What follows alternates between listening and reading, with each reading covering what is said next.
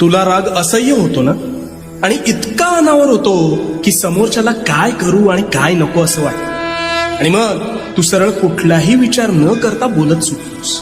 हो ना? पण हा राग म्हणजे तू स्वतःच स्वतःभोवती लावलेली आग आहे. हे तुला ठाऊक आहे का? अरे याने समोरच्याचं नुकसान होत नाही, तर सर्वस्वी तुझं नुकसान होतं. त्यामुळे आता ह्या भडाग्नीवर नियंत्रण कसं प्राप्त करायचं ते सांगतो. शांतपणे.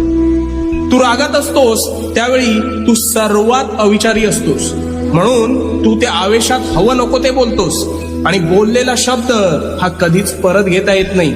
त्यामुळे तू समोरच्याच्या मनाचा विचार न करता बेफाम शब्दांनी वार करतोस, आणि त्याला तर ते लागतच, पण त्याचा त्रास हा तुला जास्त होतो. मग जेव्हा तू शांत होतोस तेव्हा तुला वाटतं आपण फार बोलून गेलो का?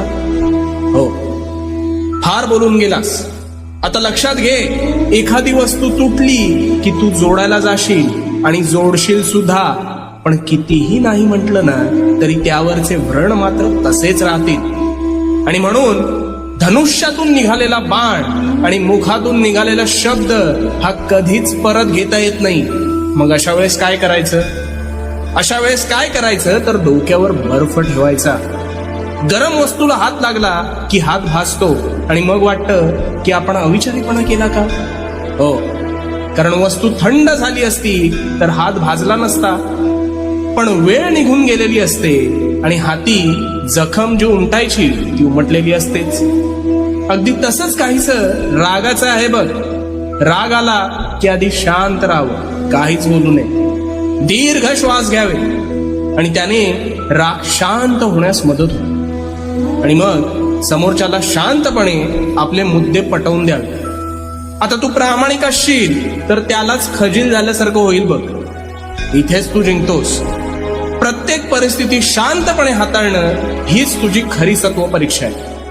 आणि लक्षात ठेव, रागामुळे तुझंच मानसिक आणि शारीरिक संतुलन बिघडतं. आणि या कलियुगात राग धरून ठेवू नकोस रे. समोरच्याला माफ करण्यात सुद्धा मोठं काळीज लागतं. गोष्टी सोडून द्यायला शिक. अरे कोणाची कुठली भेट ही शेवटची असेल हे आपल्याला देखील ठाऊक नसतं. त्यामुळे प्रत्येक परिस्थितीत शांत राहायचं, स्वतःवर ताबा ठेवायचा, आणि हो, भिवू नकोस. भिवू नकोस, कारण मी तुझ्या पाठीशी आहे.